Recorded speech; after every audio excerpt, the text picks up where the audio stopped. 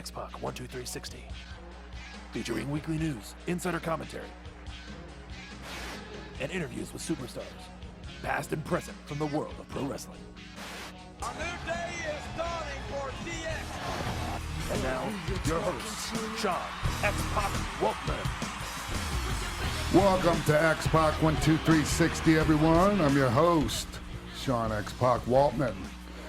And, this is a huge show today, and I guess I'm going to start off right now by making a big announcement. X-Pac 12360 is now a part of the Jericho Network and Westwood One, and I'm really happy to announce that to everyone.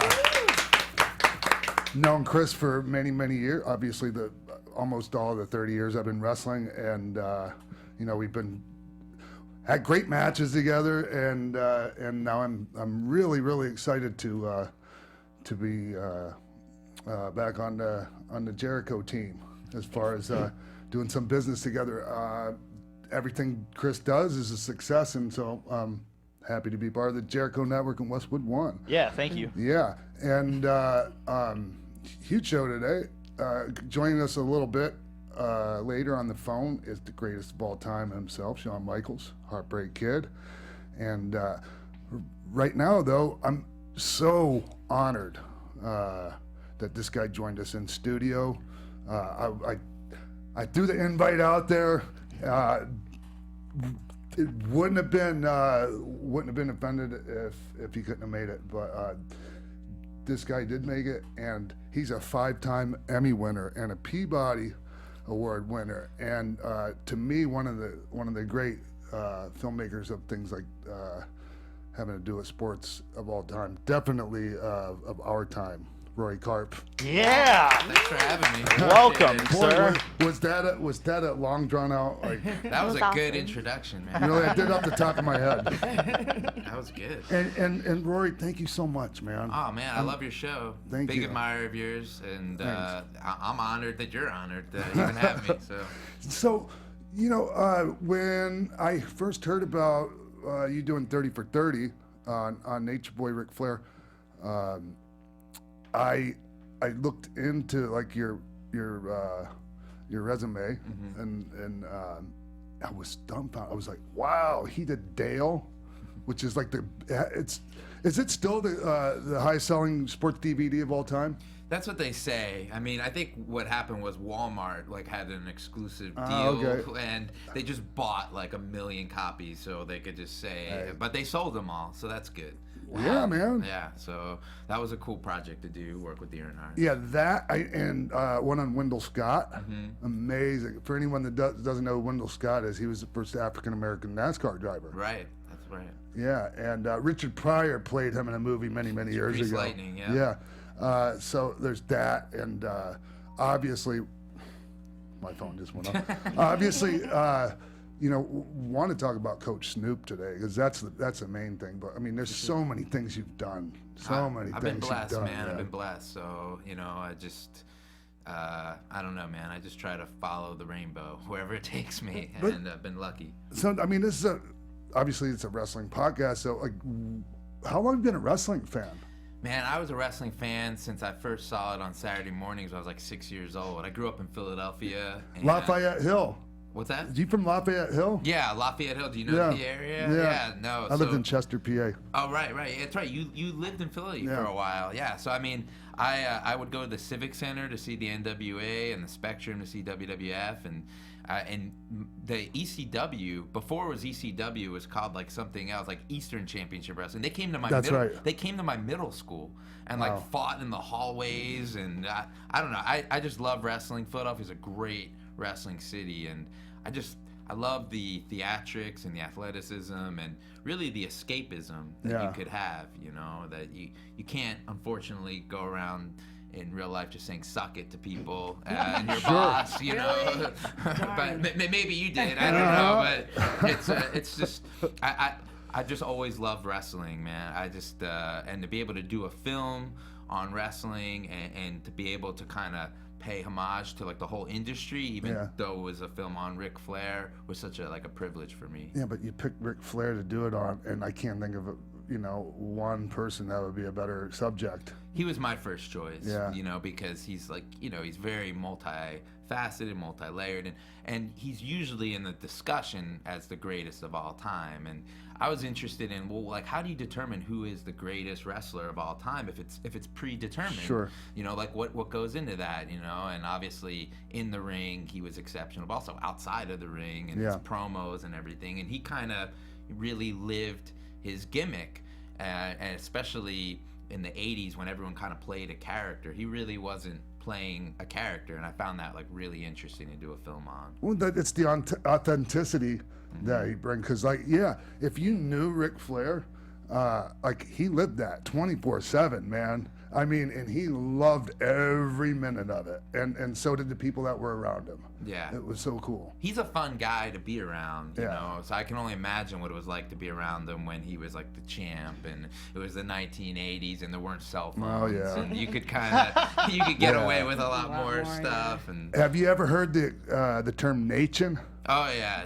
That's where you don't have any care for money or anything like that. Hey, everybody in the place, buy him around. I mean, it's just, it's nation. Yeah, it's funny because Triple H told a story, and I don't think it made the movie, but he said that Rick was doing that, and he goes, you owe us hundreds of thousands of dollars right now, so that you're really spending our money. Right.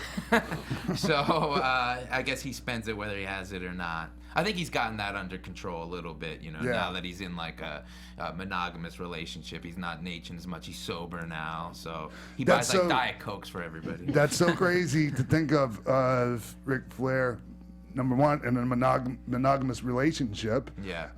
Regardless if he was married or not. Right. Yeah. It's just that was his deal. That's Ric Flair. The Space Mountain. It was crazy in the movie that you can hear my questions in the film when I'm asking him, and I ask him hey, did you ever think about just being faithful while you were married? You would have thought I asked him, did you ever think about just jumping off a building one time? I mean, it was a ludicrous proposition. I'm faithful while you're married? What are you talking about? And he just didn't, I guess, see it that way, but he's almost 70 now, so I don't know if the chicks are beating down his door anymore. He's got a good one now, so. I think he's still trying to beat down their doors, though.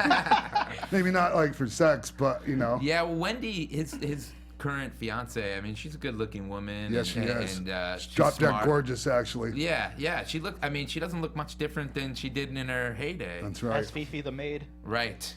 Yes, for sure. And he loves telling people that she was Fifi the maid as well. So no, it's cool, and it was a great story to be able to tell, and almost you couldn't script it with how now his daughter Charlotte is the champion and arguably the greatest female wrestler right now, I would think. Yeah. And, without a doubt.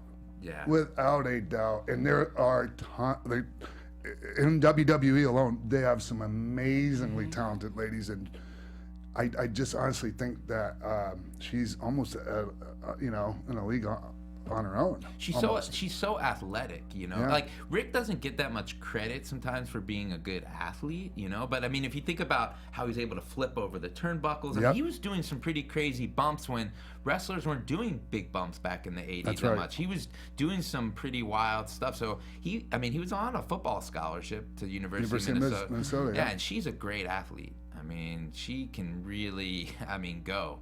She probably even holds back a little bit, I would think. Because it seems like in that Hell in a Cell match that I saw, she could probably have done even more. Yeah, that's what I hear. That's what I heard about that match in particular. Yeah. So she could probably. I think she told me her goal was to main event a WrestleMania, and I don't think that's out of the question at some point. Yeah. No, definitely not. What was the biggest challenge of doing that? Of doing the film itself? Yeah. I mean, I think it's always just getting trust.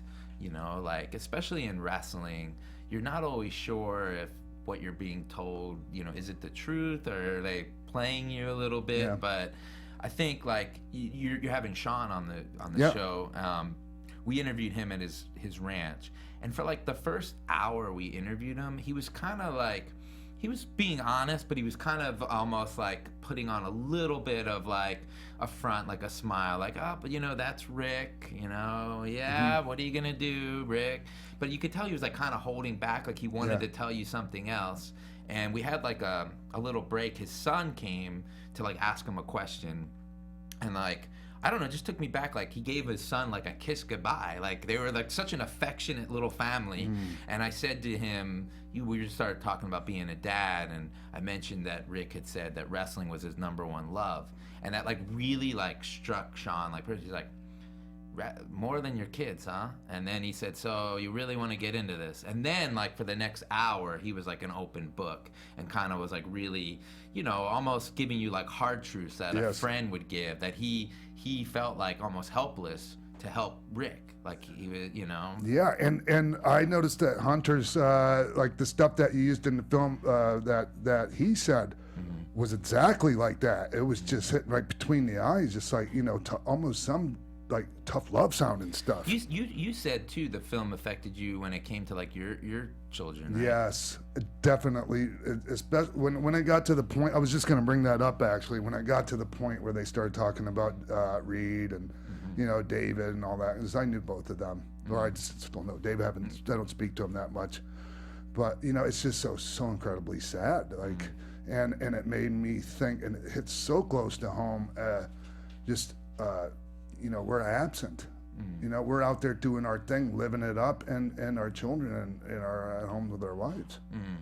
You know, and they don't have a father. And then, you know, for me personally, obviously, you know, I've talked about, you know, my particular failures as a father, and you know, you see that, and literally, man, it brought me to tears. Not just tears, but like, you know, I wasn't just having a tear trickle down the side of my face. Let's just put it that way. It's crazy how you kind of, not you specifically, but you wind up repeating sometimes the things that you, as a child, you know, like hurt you so much. You wind up somehow repeating them to your own kids. And I feel like Rick felt maybe a little neglected from his own parents with just attention. And he was always looking for that attention. Even from his adopted parents, correct? Yeah. And I mean, one thing that struck me on a film I did, the Book of Manning, on the Manning family, is like a guy said with Archie Manning. You know, Archie Manning was a really big deal. He was a quarterback in New Orleans and everything. But he said he never made himself the focus of family life. It was always about like what his kids had going on. So it was never like, hey, I'm this former quarterback. It was like, hey, Eli has a little league game, or Peyton's in, like, he was in like the PTA or whatever. And you could tell like all his kids, especially Cooper, they all have like such a good self-confidence. And I think that's the biggest thing you can give your children when they become adults, is confidence. And in that they know who they are, they know that they're loved. So, I mean, I'm hopeful that I'm giving that to my kids. So my first, I'm sorry, TK, I know you want to hop in here. Hold on a second. When I first saw your name associated with the 30 for 30 for Rick, and then I looked into it, I had seen Book of Manning. I had seen that part, but I didn't put your name to it. Okay. And it made me, like, I'm not a huge football fan, to be honest with you, Rory. I grew up in Tampa at a time when we had no sports teams except for the Tampa Bay Bucks when they were wearing orange and white. So you know where I'm coming from there, right? Right. So I wasn't really into sport, just wrestling. Best wrestling in the world as far as I was concerned for it. But, and he was, God, sometimes I talk around in circles. I saw that, and I couldn't stop watching it from beginning to end. And like I said, I'm not that big of a football fan. And it just, your stuff is okay.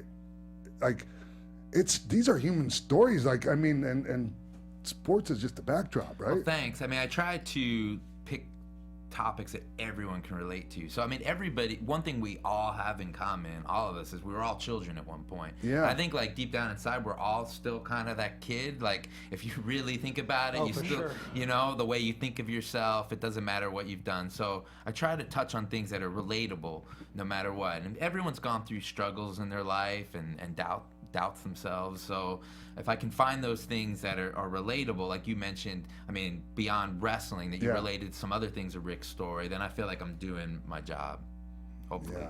Yeah, go ahead, TK. I'm sorry. So I was wondering, after you're done filming and you're putting everything together, did Rick get to see it before? He did. Yeah, I showed the first person I showed it to before anyone saw it was Triple H, because I really wanted. I felt like he was a great person to show it to because besides being an executive with WWE, he's Rick's friend, but he's also like a wrestling fan. Like he loved wrestling from that era, and that's like what kind of got him wanting to be into it. So I feel like he can wear different hats, and when he kind of gave his sign off and his approval, that like really meant a lot. And he was really like kind of just very sweet, sent me like nice texts about it and was really supportive. So the first time I showed Rick was at the San Diego Comic-Con. We were both there for other things, and man, talk about an experience when you're watching a film with somebody in a hotel room and they're talking about calling the person an alcoholic in the film, and he's drinking while you're watching the film. It was like surreal, and I was worried, was he gonna like turn around and punch me or what? But he was cool. He hugged me afterwards, and man, I just tried to be genuine, you know, and not whitewash anything, but at the same time not take like cheap shots. Sure. Because I didn't want to do a film like everything I see on wrestling. It's almost like it's always about like the underbelly and how everything's bad and treated poorly or drugs, and that stuff may exist, but also like what about the joy that wrestling brings people? Why do people like it? I wanted that to come across as well, that beyond just Rick's story, which has a lot of sadness and tragedy in it, I mean, he brought incredible amounts of joy to people, and he's one of the best entertainers of all time. Not just one of the best wrestlers, one of the best entertainers. You know, and you mentioned like Chris Jericho. It's no accident that people like Jericho and The Rock and yourself have success in other entertainment genres, because wrestlers to me epitomize just great entertainers.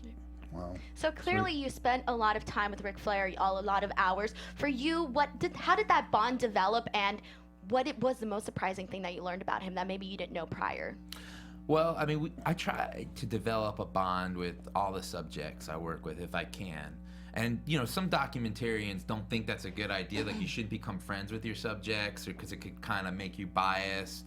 But to me, you know, I think it's good because you get trust, and they're willing to open up, and I try to be really genuine. So we did form, like, I think, a pretty good friendship. I mean, the thing with Rick is, like, everybody's kind of his friend, but how many, like, how many real friends does he have? He's one of the most charming human beings you'll ever meet on the face of the earth. Yes, very much so. And, like, I went out drinking with him after we did a shoot on St. Patrick's Day, and, you know, he was being, like, Ric Flair, and, like, for the you know, 12-year-old version of me, this was, like, incredible. But at the same time, you know, I felt like he was like a little putting on a shtick almost. And when he got sick and almost died, I went and visited him in the hospital. He had just gotten out of the ICU, and he was kind of in like a little like physical rehab place. And I felt like I felt really close to him, because I spent like the weekend there, and we were just watching football, and like he got on the phone with my son. My son was calling me. He goes, "Let me talk to your son real quick." And I'm like, "Oh my God, what's he gonna say?" My son's like 10, you know, and he's like, "You know, you should be really proud of your dad. He's a good man. He's a good friend of mine." And I thought that was just like a really nice thing for him to do. He didn't have to do that, and you know, like he like held my hand while we watched football, and I felt like genuine like love for him during that time. And I think like he knew that I cared about him. Just the fact that he would even want me to visit him at a time when he's very vulnerable was really special. And I have a lot of love for Wendy and his whole family, so that was really cool. To get to your question about what was the most surprising thing, I mean, I always go to the fact that he said he slept with 10,000 women. I mean, I just cannot get over. Everybody was talking about I can't count to 10,000. Have you been trying to do the math yourself, figure it all out? Somebody was like, "Did you verify that?" I'm like, "How am I going to do that? Yeah, like call up some woman, be like, "Hey, in 1978, did you meet Rick at a Ramada Inn?" And I mean, there's no verification of that. Well, obviously, a lot of people chimed in on that. Yeah. You know, you had some like adult film stars saying that's BS, or even I think Gene Simmons, or forget somebody's. Rick hit me up actually, like after the interview, like the next day, and he was like, "Look, man," he's like, "I was doing the math," and he goes, I don't think it's 10,000." And And I'm like, oh, really? He's like, yeah. He's like, I really think it's closer to like maybe 8,000. And I'm like, and he was saying it seriously. Like he wasn't making. He's like, I really was thinking over. He's like, I think I threw in an extra 1,000 or 2. I'm like, I think it's okay, Rick. I don't think 8,000 is still an incredible amount of people. So, you know, speaking of that part, have you seen any of the criticisms of the film as far as like glorifying things like that? Yeah, I saw a couple of things, and I think that's a little bit of a valid criticism. Okay. But at the same time, I think what I try to do is, look, there's humor in some of the stories. Yes. You know, there's humorous things because he's this outlandish character. But I found it powerful when his son David was like, how could you live like that? Like he represented to me the criticism of it, being like, you know, why would you want to do that? Like to him, that was just like outlandish because now as an adult, you know, he has his own children and he could never even fathom living like that. So I think kind of in the film, I tried to give different points of view, and you know, Rick has his own truth, and then other people do. Sure. And I don't want to be like glorifying that behavior. You know, that it's cool to be exposing yourself on airplanes and all that stuff, especially in the Me Too movement. But how do you not you know, Acknowledge have the that fact that this in the happened. film? No. For sure. And the way he tells it, I mean, he tells it with a smile on his face. And, you know, I guess it's, I mean, he's telling a story about being at the psychiatrist's office saying that he drinks 15 drinks a day and he's drinking and driving. So, I mean, he's done some crazy things. But I think, you know, without beating people over the head with it, we showed that he paid the price. You know, that was like one of his lines. You got to pay the price. He lost his son. Yes. His son, you know, mimicked in a way his behavior, but there's only one Ric Flair, and his son couldn't party like him and couldn't live that lifestyle and fell into drugs. And I mean, what is worse than losing your child? So I think he paid the ultimate price. I don't think that your film said anything but that. I think it was obvious. For sure. And I mean, I don't know what you saw when you worked with him, but like the people I talked to, like we interviewed Baby Doll and we interviewed Missy Hyatt. She didn't make the cut, but they never said like he ever acted inappropriate at work. Like they said when he showed up to work, he was there to work, and he took wrestling very seriously, and you know, he wasn't hitting on Baby Doll or anything like that. So he kind of did that after the show. And he was, man, like honestly, to deal with him, like we didn't see eye to eye back then when we worked with each other. Matter of fact, we were probably each other's least favorite person. Really? Yeah. Well, I mean, because a lot of guys got, like, a lot of the boys in the back, like, got me stirred up, you know. And, so, like, a lot of the things I did were fairly disrespectful to Rick. Were your personalities different then, do you think? Oh, yeah, and they're still way different. How so? How are you guys different? Well, I just a different. The things that yank my crank are different than the things that yank Rick's. I just, the things that make me happy in life. The things that I covet in life are different than the things that Rick covets. If that makes any sense, Yeah, you know. for sure. Like the big, you know, I don't need all the big fancy this or that. Well, You know, and nothing against that.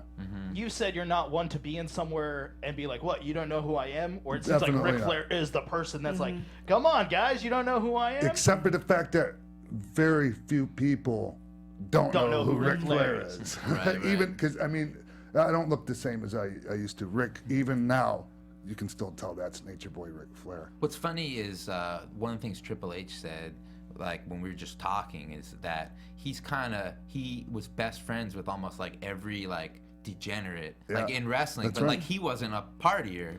I can vouch for that. That's kind of interesting that why were you guys so friendly with him if he wasn't into like going out as much and drinking and stuff? Because we had every other thing in common that we need to have in common to be friends. That's cool. You know, our love for the business, our just other similar values. Right. I think. Right. And also the fact that, you know, Hunter didn't judge, you know, and he, you know, and just like, okay, I'm going to take this in a little different direction just for a second. Paul is, like back when I was going through stuff, and he actually came out here and picked me up and flew me to Atlanta and put me in rehab one time. And he was telling me on the way, he's like, kid, you know, I wish I could relate. Like, he grew up with both parents, strong, you know, family. He grew up in that, and it's obvious, like a totally stable family, you know. And he's like, I can't relate to the things you went through, and you know how you got to where you are now, you know. But he doesn't judge, and he never has, man. And he used to go toe to toe with us, except for not with the drinking and the drugs. But he'd go. I mean, he'd be with us the whole time. Thank God, because we need someone to drive. That's really cool. Have you been able to? And I don't mean to get too personal, but No, were you able to like reconcile with? You have a daughter, right? Yes. Like, do you guys have a good relationship now? Yeah. Yeah, we do. That's good, right? Yeah. I mean, I guess you can't. And my son's talking to me again now too. Well, that's good. I mean, it takes.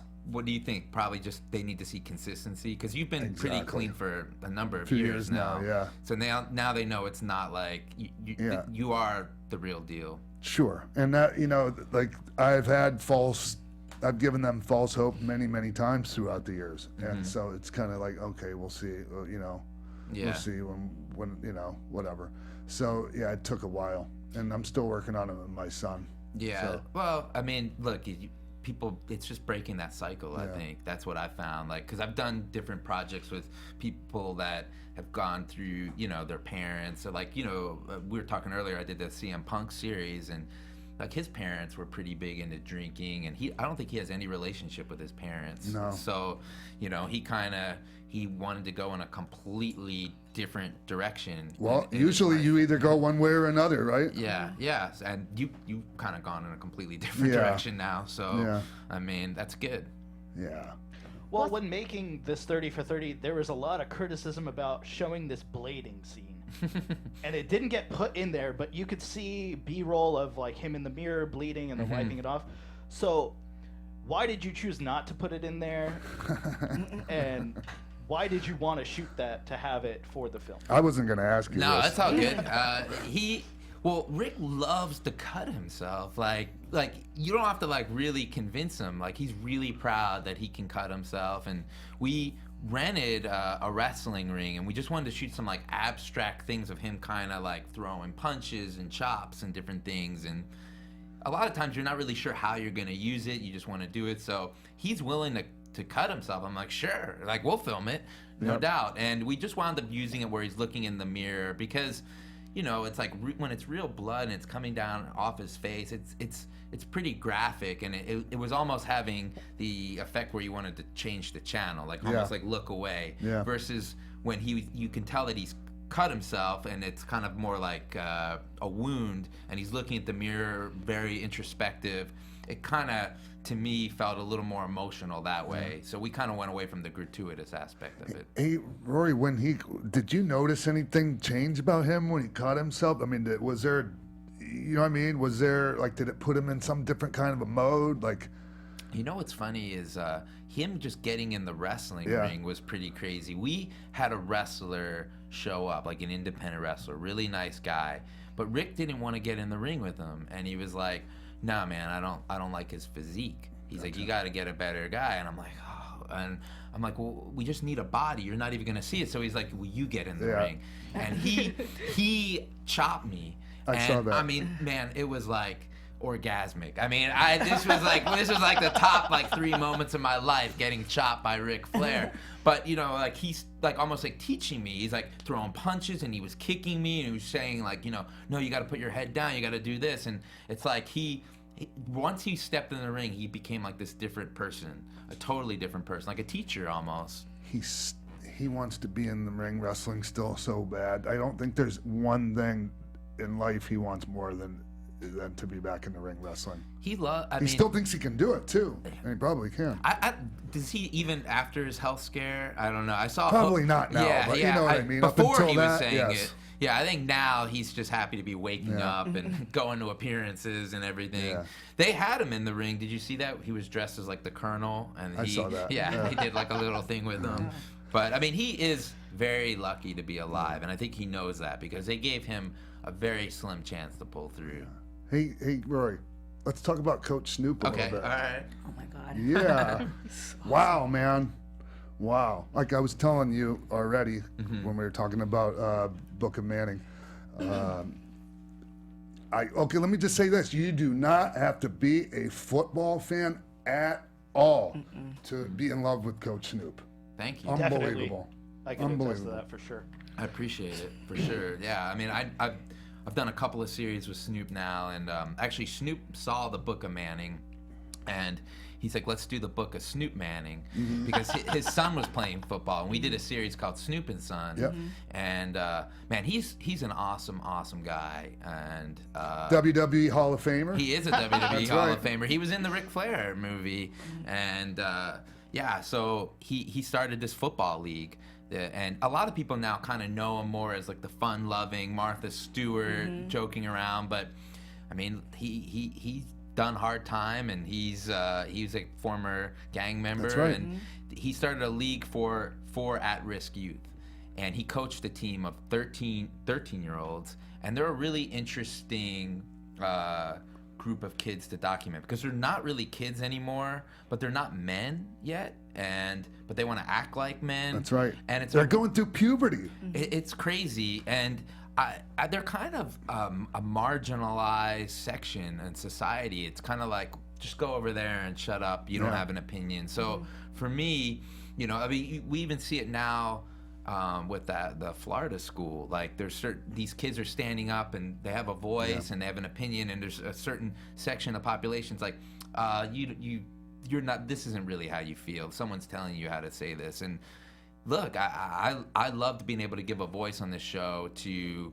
kind of this disenfranchised section of the population that's growing up without very much money, not two parents in the household, and they have opinions and views, and they're human beings too. And you can kind of see, like, one of the characters, this kid J-Rock, he looks younger than he is. He looks like he's almost 10 or 11, but you can kind of see how a kid can kind of go down that path from a sweet, lovable kid to kind of an angry young kid, man. Well, his mom passes away. Yeah. She didn't pass away. She She got was hit by a killed. car. Yeah. Right, in a In hit and tragic run. fashion. Yeah, and a lot of times, you know, when you grow up and you don't have the resources to get, like, mental health, like, you don't talk to a counselor, and two, we're taught as men or as boys that, don't show your emotion, you know, keep it. He actually says to Snoop, he says to Snoop, I'm not a girl. I'm not gonna cry like a girl.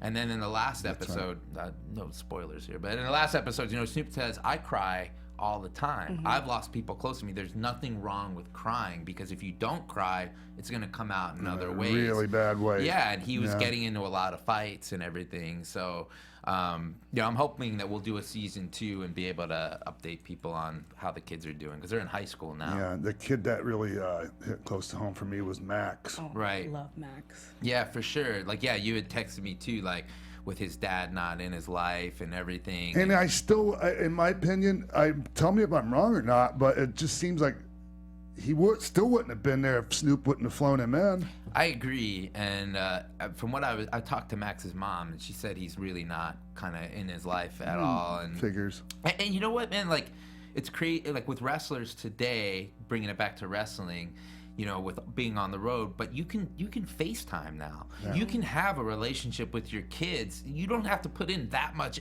effort. You can FaceTime every night. You can be on the phone. You can be texting them all the time. You can be up on their life, even if you're not with them.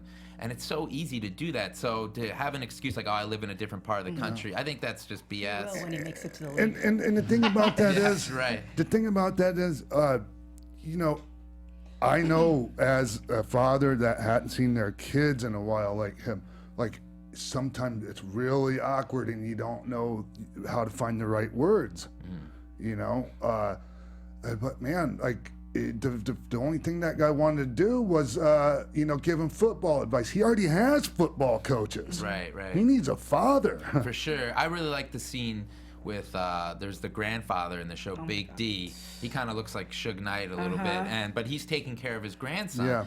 And he actually says to the guy, he's like, don't be one of these MFers that just shows up for football. He's like, who cares about, you need to be here.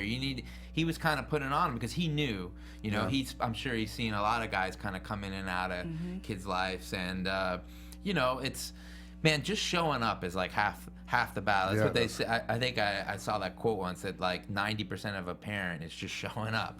And I think you see that in the Coach Snoop series, that a lot of these parents aren't perfect. Yeah. And maybe they don't use the nicest language and whatnot, but they're there. And that's a big deal. That's what I want to talk about too, is the language and the way the coaches talk to the kids. A lot of people watching might be taken back by that, but I think they really need to understand and maybe try to look right below the surface here. There's a lot of profanity being used, but it's not like they're calling, saying you effing idiot. Like it's not like they're at you. It's not like they're running these kids down, calling them names, belittling them. That's just the language of the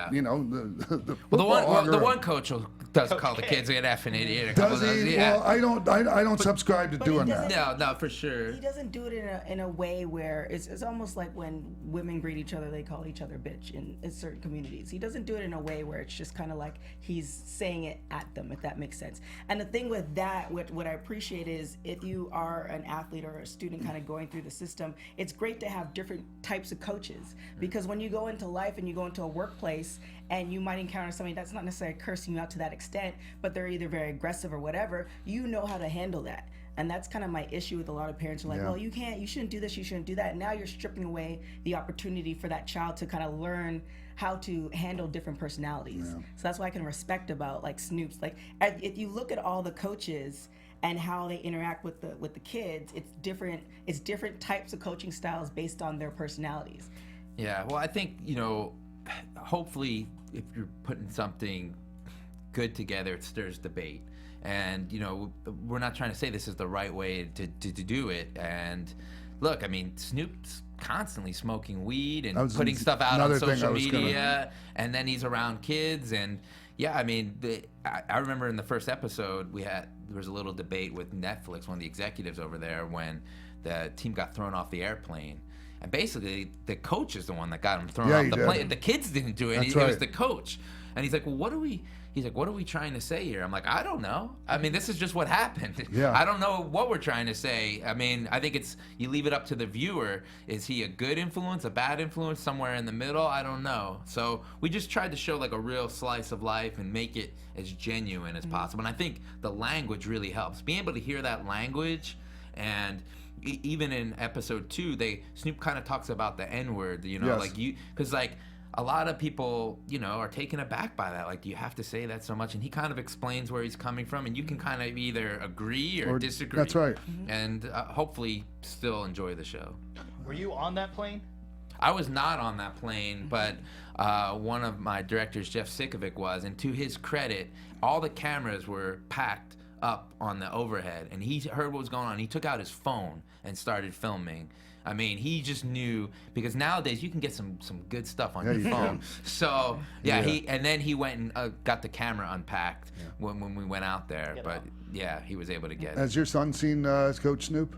My son hasn't seen Coach Snoop. He saw the Nature Boy film. They don't really like my stuff that much. They think it's pretty boring. They like to come to the red carpet dressed as Ric Flair. But that's true. They like to meet the celebrities. They like to meet Snoop, but actually watch it, they think it's boring. So don't go by that. I found it interesting how you handled the marijuana subject. Okay. What did you think? Like, what did you find interesting? Well, I personally agree with it. I mean, obviously, people know that I'm an advocate for it. I mean, I've kind of pulled back a little bit on that now, since I'm starting to do some speaking engagements talking about addiction. Right. This coming Saturday. That's right. And some people might see a conflict of interest there.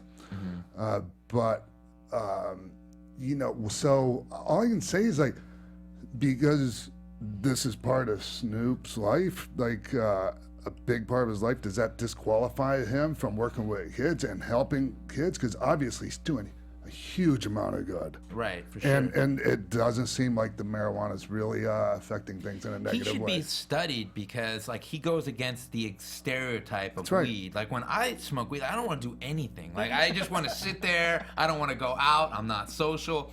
He is the opposite. He's like the hardest working guy in show business. He's always working. He's always grinding. And it's Well, like, when you're always smoking weed, you get used to it, Rory. he's got. And you I just asked kind of him. just motor on through. He was telling me there's different strains, Yeah. and he's like, you know, you got to try the purple Durple, and I'm like, I tried it, and I couldn't move for like 8 hours. Yeah. He goes and films like 8 TV shows with Martha Stewart, so.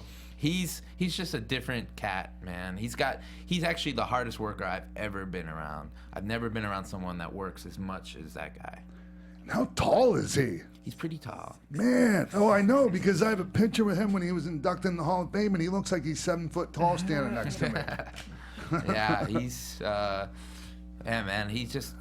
I guess he loves what he does, and when you love what you do, it's not really work. That's what he says. Well, I heard in an interview you had to send someone over to tell him to take his chain off because it was interfering with his mic. Right. That's kind of a funny story. So we were filming this thing, and he was going to be talking some personal stuff to kids, and he didn't want us in there with like the boom mic. Yeah. So he's just wearing just a lav, so we can kind of stand back. But he had all these gold chains on.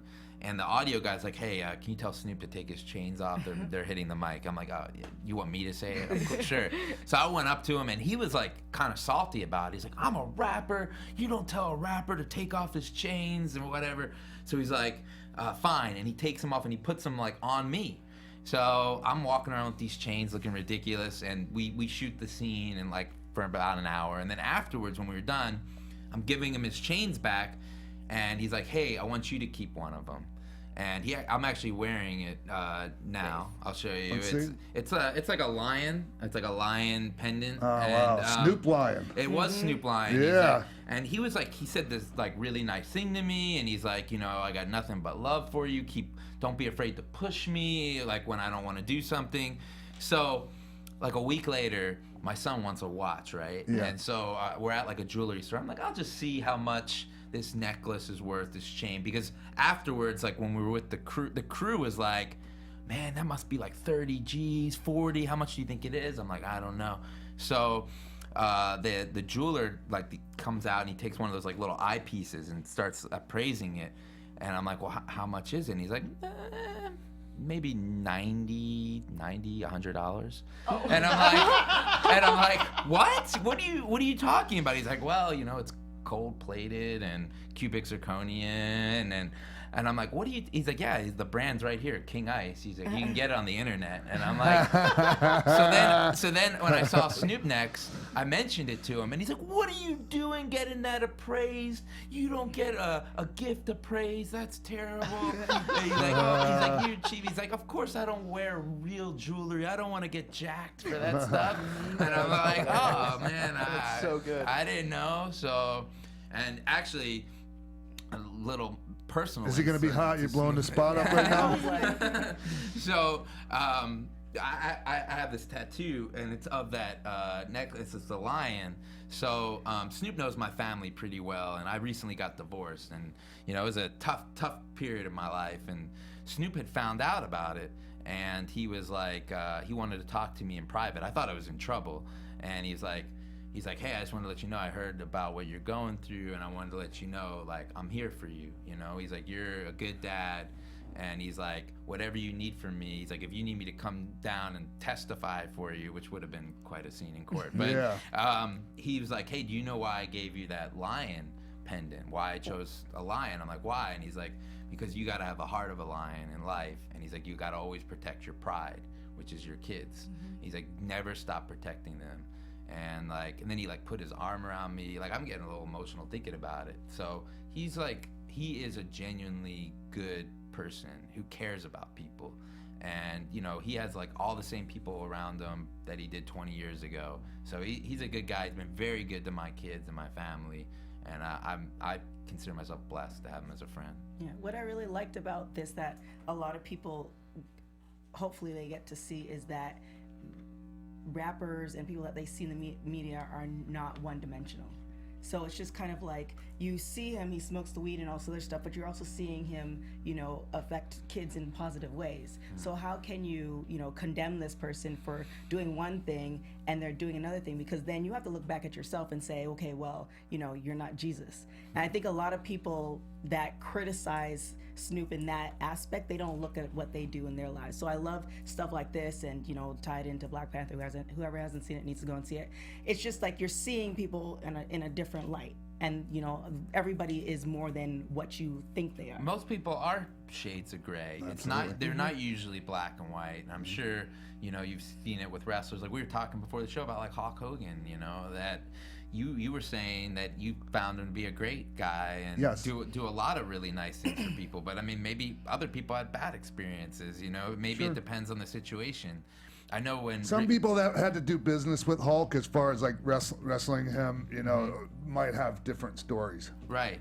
So, but then he was the first guy to visit Rick in the hospital when there weren't cameras there. He wasn't looking for anything, and Wendy had told me he was reading Bible verses to Rick when he was in a coma. So, and he was super cool in the Nature Boy film with me. Very nice, very pretty good dude. And he was actually looking at pictures on his phone, Hulk Hogan, and like I guess fans some of them pictures, and he was getting like tears in his eyes. Yeah. I mean, to me, that guy is wrestling.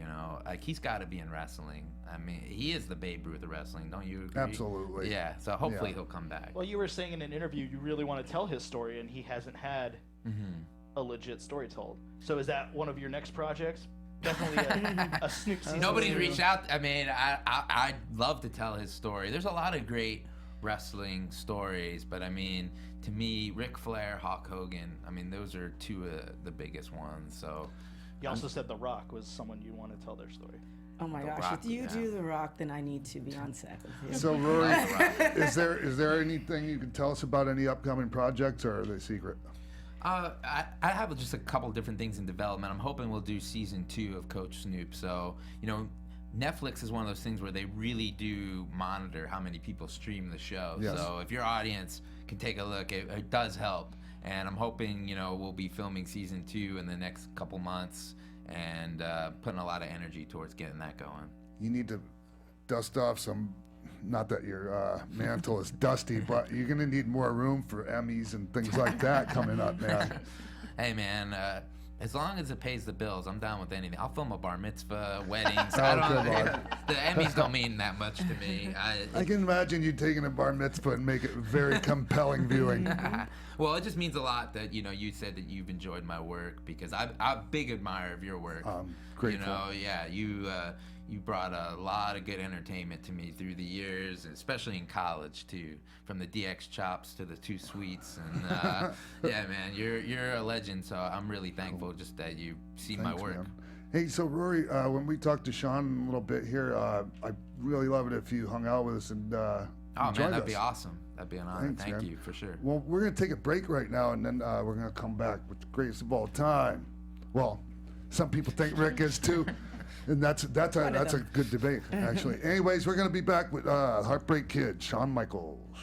Hey, Xpac 12360 fans, I just want to tell you 2 ways that you can support the show to help it grow. First, if you've ever wanted to shout out a surprise message for various occasions from me, all you have to do is visit celebvm.com/Sean Waltman to request a video today. Not only does it support the show, but a portion of the proceeds go to charity. Second, visit ProWrestlingTees.com/Sean Waltman. That's the only place to grab shirts with the X-Pac 12360 logo, Wolfpack, or many other designs. If you pick up a shirt, make sure to tweet us using the hashtag X-Pac12360. That's celebvm.com/Sean Waltman for a personal message from me, X-Pac. And ProWrestlingTees.com/Sean Waltman for X-Pac, Wolfpack, and X-Pac 12360 gear. Thanks for supporting the show. Now let's get back to it.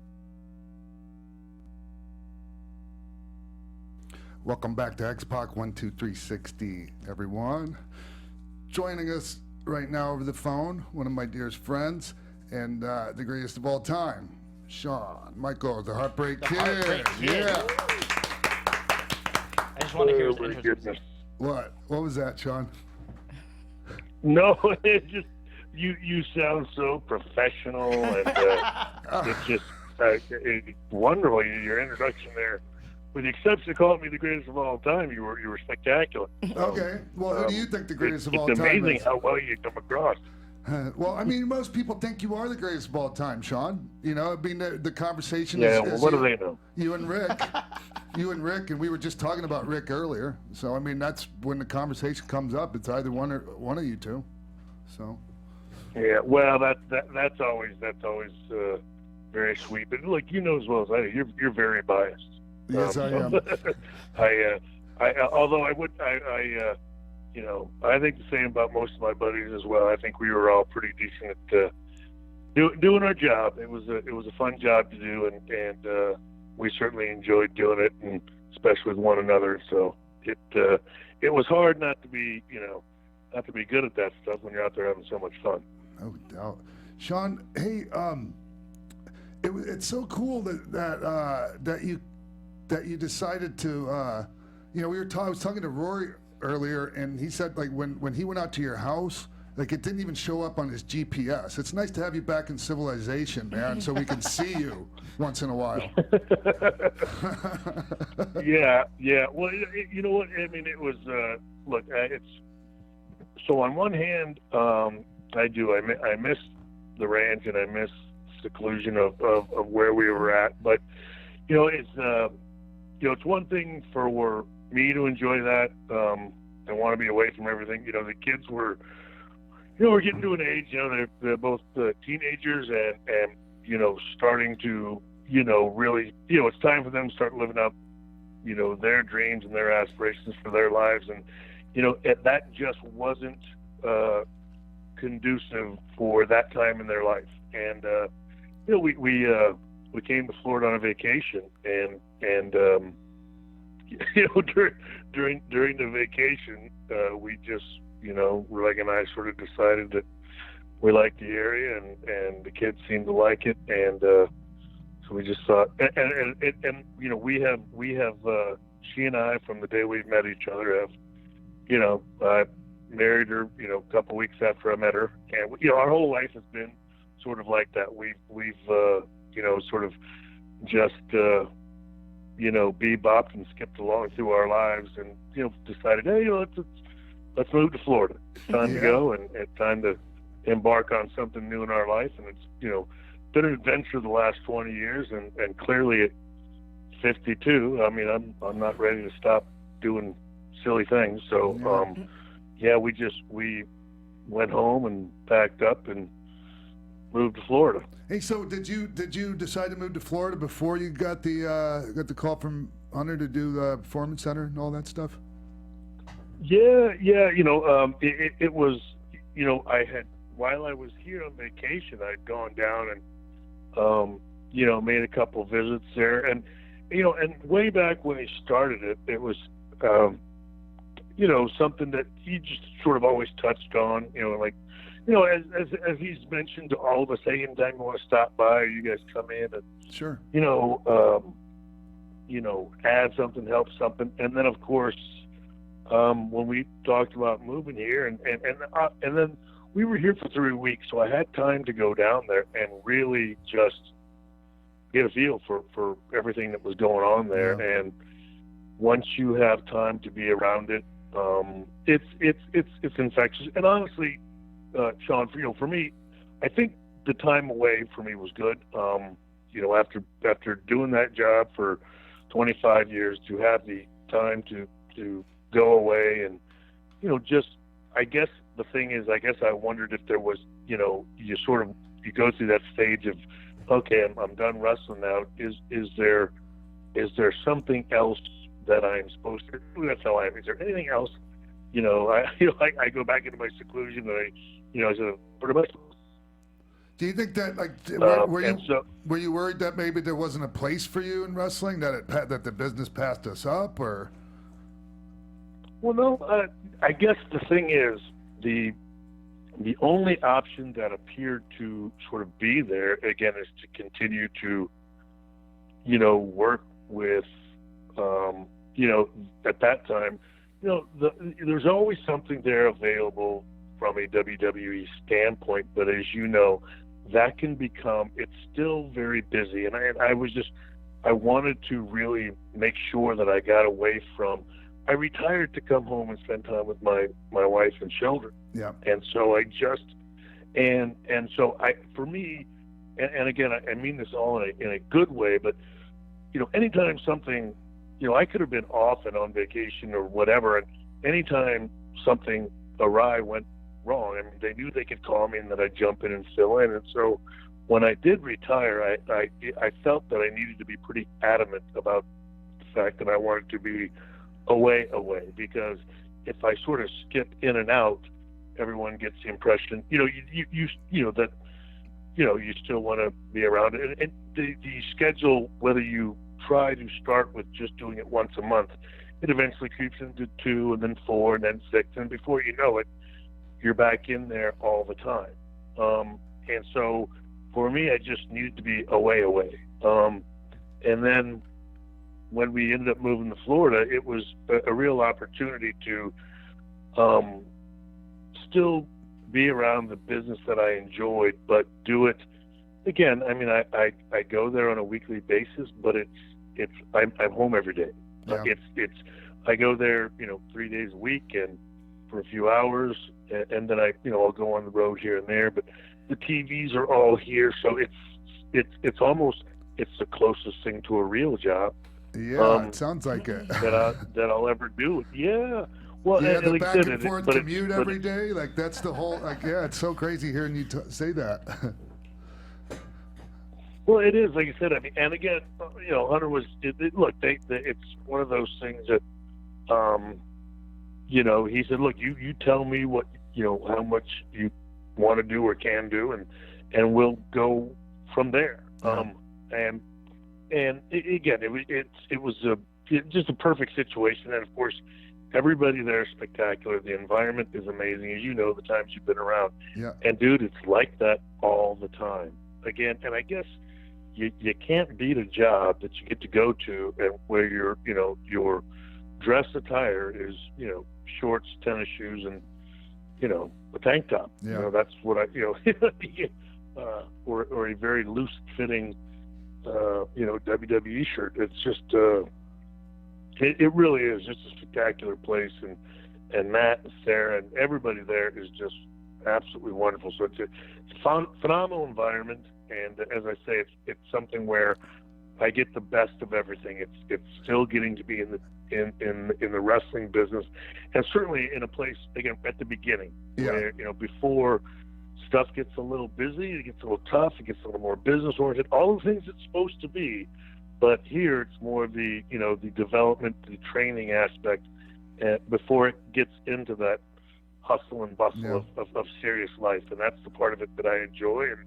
And as I say, they were fortunate enough to let me, do it and feel like I could bring something to it. So it was hard not to, to take advantage of that situation. What is it that like when you first went down there and checked everything out, did you think, was there any thoughts of, hey, I could add, this is something I could bring to the table here that they don't have going on right now? Was there anything like that you saw?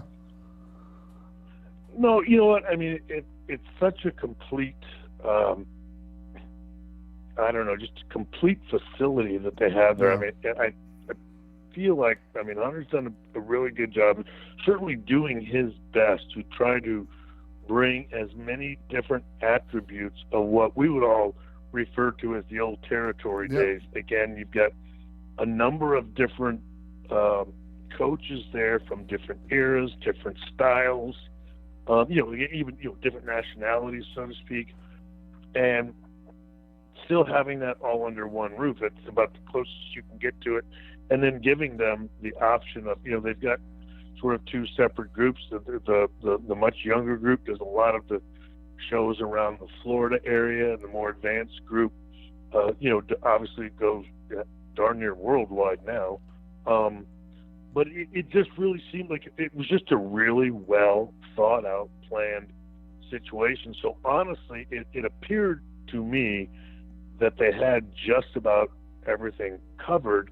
I guess the only thing And it's certainly not anything that I picked up on, but it was something that, that honestly that Hunter mentioned. He said, look, we don't really have, a whole lot of people who have been, he said, with the exception of, of me, and he goes, and I only come down here, it's once a month and I'm running the place. He said, but we don't have a lot of people who have really been where you've been and have done what you've done. And he said, I just feel like you'll bring a different perspective. There's you've done a lot of WrestleManias. You've been through a lot of experiences, good, bad, and otherwise. And there is a value to that, and there's certainly a lot of do's and don'ts and goods and bads, and a lot of experience that you can certainly you feel like you can help guys with. Yeah. I like to think I sort of faced every possible situation that they're going to come up against. So it's more, I guess, trying to help them from that aspect. And it's very tough to do if you haven't been through it. Yeah, a lot of the people that I talk to, Shawn, a lot of the talent there that have been, that have more experience, their favorite thing is to go to the tape studies that you do. Well, I got to tell you, that's what's so, again, I guess, when we used to all sit there, we used to call it monitor time. Yeah, right? monitor time. We'd sit there. Can we explain to that to everyone what that is? Like in the back, where all the talent would sit while TV is going on, and you're waiting for your turn, your segment or whatever. So they have the monitor, and we all sit at the monitor. Go ahead, Shawn. You can finish. Right. Well, yeah, no. And as you know, we'd all sit there, and obviously, a lot of it in fun. But but you could, even though you're sitting there ribbing guys or whatever, or knocking something that's going on in the match, or liking something, you're like, ooh, holy cow, or even heck, I'm stealing that, whatever the case may be. Or just ripping someone to shreds. Let's be honest with the people, Shawn. We would rip people to shreds. Come on. Yeah, well, no, but ourselves at the same included. time, you'd also sit there. Well, again, you could sit there and also be like, dude, oh my goodness, how many matches are going to work a headlock? Yeah. You know what I mean, or something like that, or like, That's oh right. my goodness, first 4 matches have done this, dude. I don't know what you guys are doing, but don't do that. Yeah. You know what I mean? Or what? And again, so now they've got, and we just had that at TV. That was it. Yeah. And as you know, at the live events, the only way you could watch any of the other matches was to stick your head outside the curtain. Find a place where you could go and stick your head out there and watch. But now they film every event, every live event, absolutely everything. Heck, they film stuff, at the performance center. And they do. I mean, they've got promo rooms, they got promo classes. They've got sort of like media training. It is just a full scale everything going on, and so now you're able to sit there and watch these matches that these guys had in Saginaw, Michigan, at a live event, and you can sit there and say again that, hey, this worked, that worked, and by the way, I get it. You're trying to save yourself for the big shows and everything else, but at the same time, dude, that looked like you phoned it in, or vice versa. Oh my goodness, don't kill yourself. Again, find it. Okay, you don't have to go off the top. How about just a regular? How about just a dive through the middle ropes?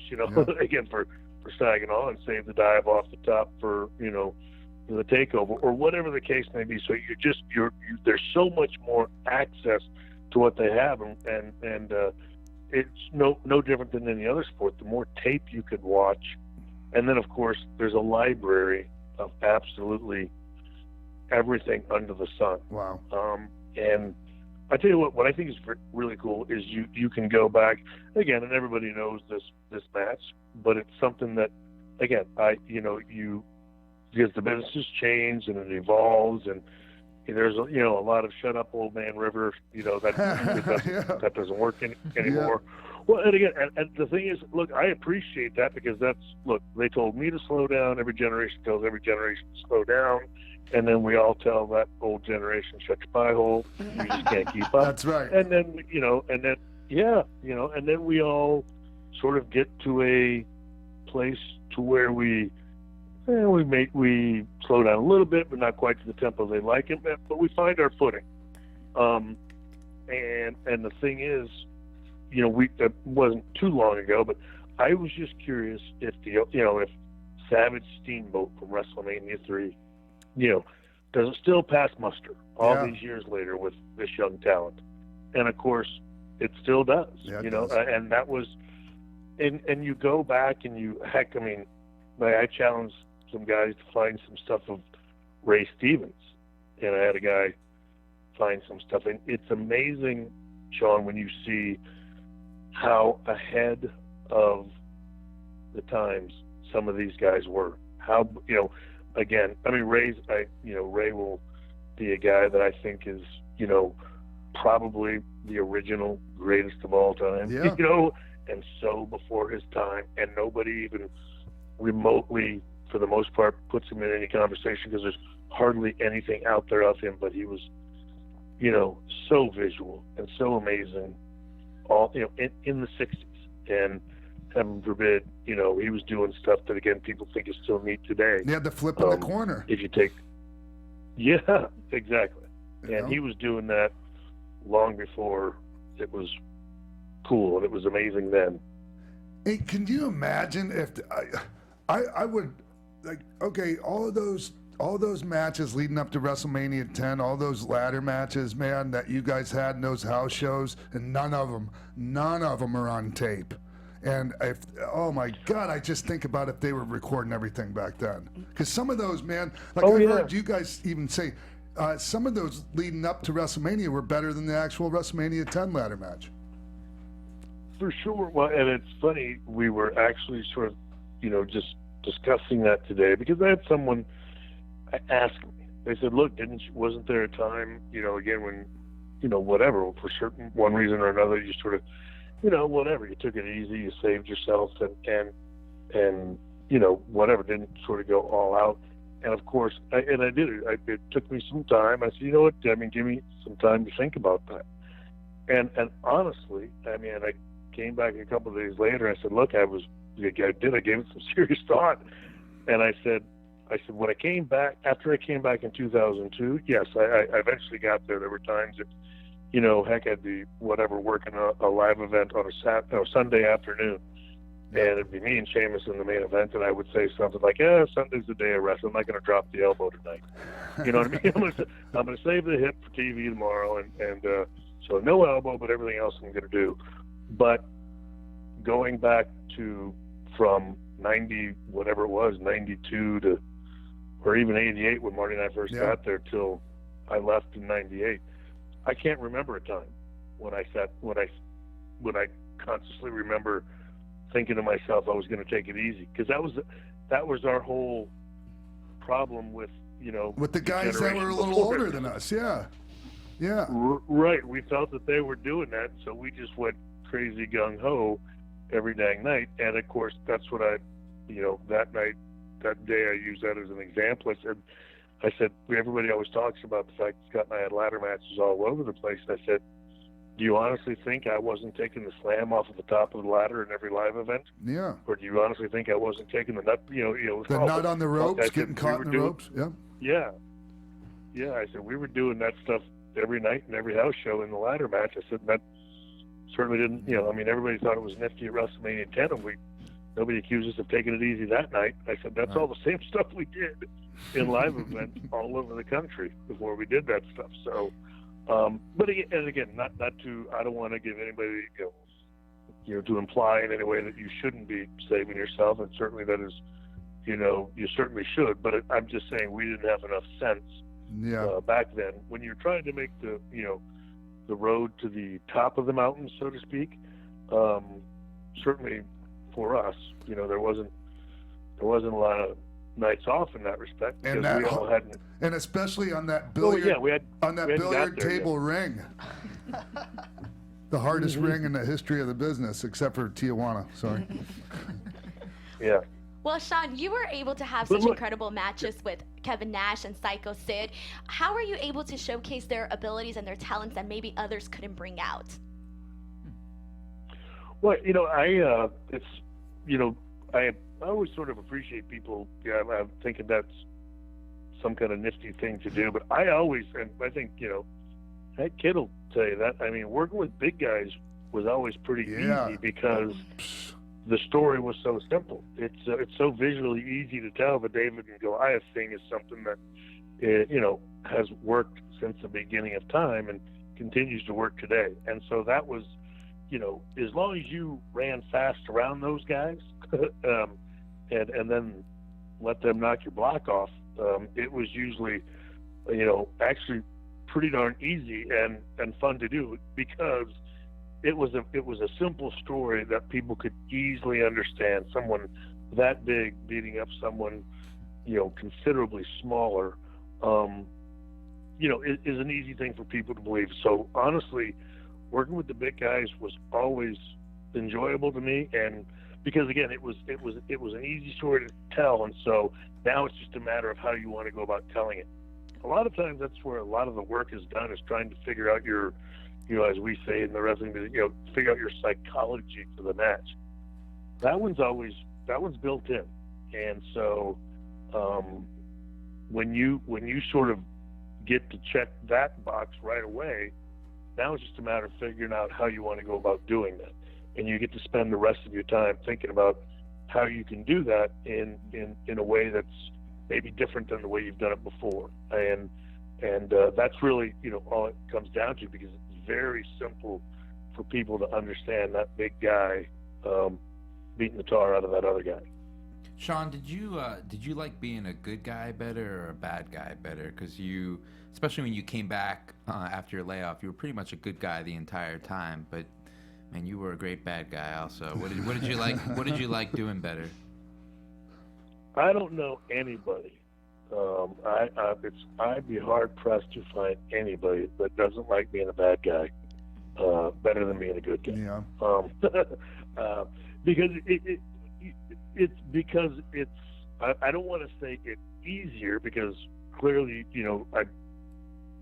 certainly at one time there was a lot more responsibility on the bad guy in regards to controlling the match and the tempo and having a feel for the people and things of that nature. But creatively, I think people feel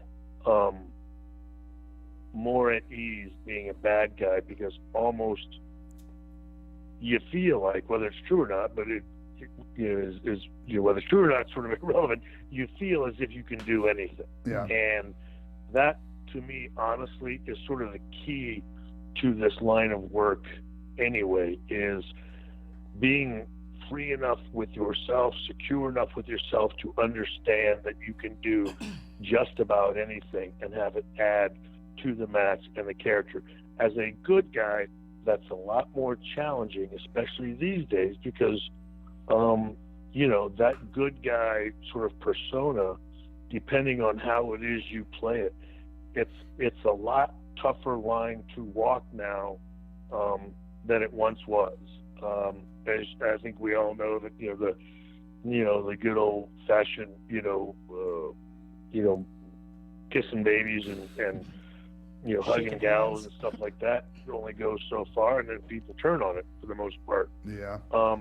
So as a good guy, it is more challenging how you can do that. One of the things that certainly helped me when I came back is time and tenure. Always help. You sort of get to a point to where your nostalgia carries over a lot of things they may or may not like, or you know what I mean. And certainly for me, sort of always incorporating so much of my real life in that. Yeah, you could say it's too namby-pamby and too this and too that, but one of the things that sort of helped was that, well, we've seen him, he's gone through a bunch of wars, he's had a lot of time, he works pretty hard. There are enough things that garner enough respect and admiration from the people where they don't sort of dump on you as hard as they would when you were. They're much more forgiving at 40 than they are at 25. I'm almost to the point where these days, like, I don't think it's a good idea to introduce anyone as a baby face, because unless you're established, like, it's really hard for people to get behind. Like you were saying, like, it takes that tenure and that familiarity and that emotional equity that takes time, you know? Well, look, it's very tough for a lot of guys. I mean, I'm one guy that does it right now and does it very well, and is one of those guys that can get away with a lot of the stuff you're talking about. Is Johnny Gargano. I knew you were going to say that. You know, yeah. Well, but he's a Daniel Bryan-esque again type, where Daniel, Bryan could still get away with it because there was enough grit to him and things that they liked. And again, it always helps. Nowadays, it helps, believe it or not, when you're smaller. Yeah. Because we've done a decent enough job over the years of establishing that whole. That smaller guy isn't going to get a break. They're going to keep him down, and so that now helps him in a way that did not help as much in our era, because yes, it had been a little bit established, but certainly it wasn't. We were the ones doing our best to try to establish it, and it hadn't been completed yet. And you know what I mean. So, but to your point, kid, I mean that there aren't. It is very difficult, especially sort of if they feel like you haven't earned it. That's for sure. Yeah. Hey, also, go ahead. I'm sorry. Oh, no, you can go. Yeah, that's fine. Well, I was going to say, I just had it. Oh, you trained Daniel Bryan. When he first walked into the Texas Wrestling Academy, did you think he would be the person he is today and have the following he does now? Well, I mean, I don't think you have any idea as far as how far they'll go or the impact that they'll have. But I knew right away, him and Spanky were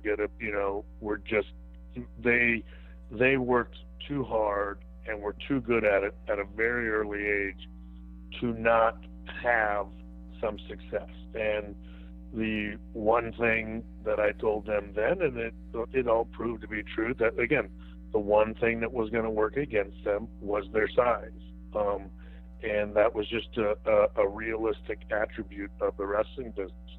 But I no, certainly not to the extent that he did. But once it started to happen, certainly didn't surprise me, because the thing is, we gave him, again, this was at the very beginning. We gave him, again, just the tools and more importantly, just, the idea of being able to get in. He was the one that got well-rounded. And I can remember, taking him to Japan the first time. And again, he was, him and, Spanky, I refer to him as Spanky because he's Brian too. So, but they were already interested in that, and they were already guys that were interested in learning different styles. They had an interest in Japanese wrestling, and so that's all you can do is tell them, look, guys, all you got to do, you got to go to these different places, and that's a decision, to get more well-rounded in, in those styles, because again, by that time in the States, you didn't have the opportunity like we did to work with guys from Europe and Japan and different places right here in the States. Now you had to go over, you had to go to Japan, you had to get booked in, in the UK and things of that nature. And I got to be honest, one of the best things that he ever did was, because Regal knows everybody. I mean, Steve Regal knows everything about the wrestling business, and heck, Shawn will tell you, that's one thing. I've been doing this for 30 years, but I don't know anybody. I've worked in one place. Yeah, he's telling the truth. Yeah. He left that to the rest of us. The thing is, and I've never been a good, I'm also not good.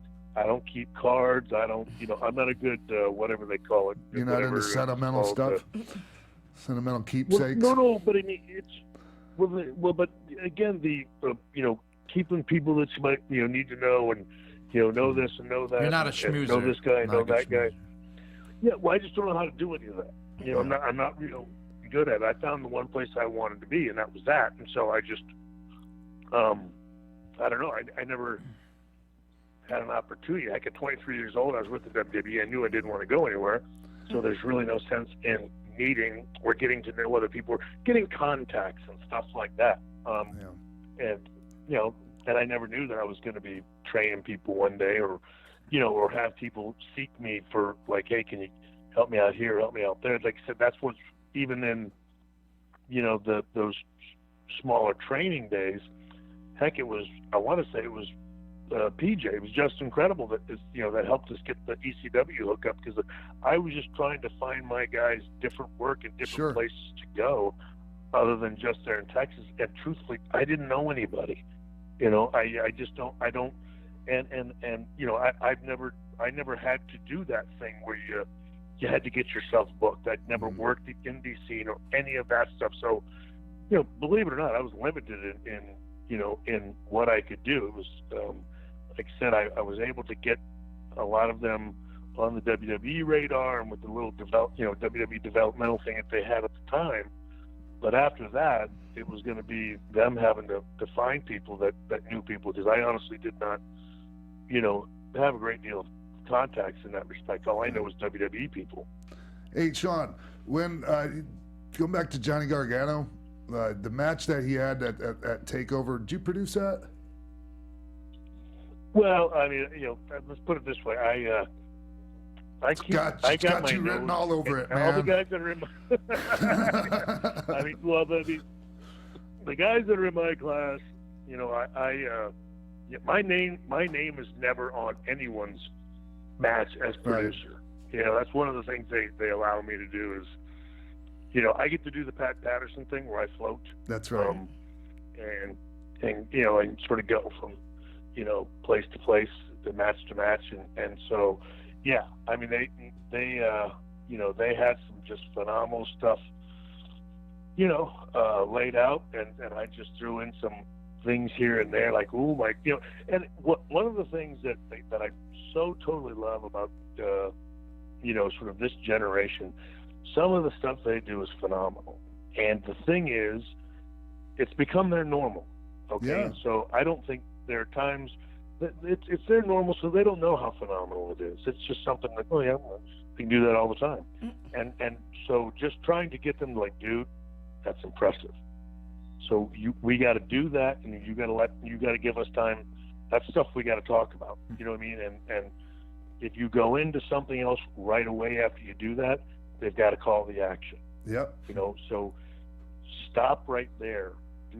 Figure out. I don't care what you sell, do whatever it is you got to do, but give us time to tell that story, because that is freaking phenomenal. And so that's honestly the areas, helping them with. They put together great matches, helping them to also build that into a really phenomenal story, and put some psychology behind it. I hope that's where I help.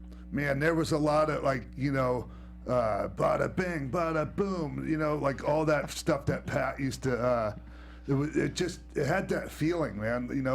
All those big moments in the match, and just like I said, it had you written all over it, Shawn. And the whole card, man. As you know, as Pat used to do, we would have a bunch of stuff, and it would be cool, and then Pat would just rearrange it. Yep.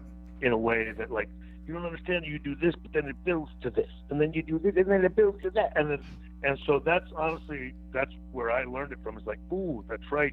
When he managed to put it in a way, we had a bunch of cool stuff in there, but he was able to put it in there in a way that it all built and fed into the other, and built to this big, huge culmination at the end. And again, that's the thing that's what I enjoy most out of it, because again, you aren't, to me, again, and the generation after them will I'm sure up the bar, but I feel like this generation of guys is just they do some just spectacular stuff, and to me, they do stuff I can't do. So I'm not of the ilk of like, geez, slow, they can slow down a little bit, but they, they'll do that when they're ready. That's right. Or when they want to, Yeah.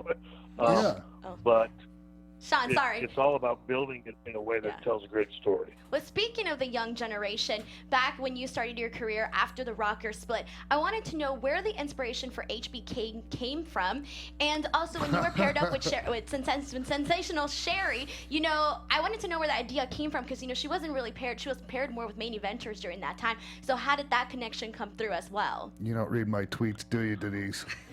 HBK came from the Kurt Hennig music art.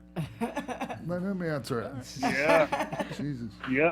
No, well, but honestly, so, Kirby's the one with the name, but so Sherri, so Marty and I, we do the split, and I believe we had some kind of tour. I want to say it was like a Japan tour thing where we were doing stuff with Tenaru. Yeah. And went over and did some stuff there. I came back and received a phone call about how they were putting me with Sherri, and I got the music and stuff like that. And gosh, I remember them playing it for me, and then them putting, Sherri had gone out on TV and done the promo, talking about me and put herself with me, and I just wasn't sure. They were starting to do stuff when I was trying to figure out who I was and what I was going to be, and I'm in my whole, hey, I'm trying to find myself, away from the Rockers. Got to give me time to do that, and again, Pat Patterson, he said, look, Sherri's been with two guys, okay, DiBiase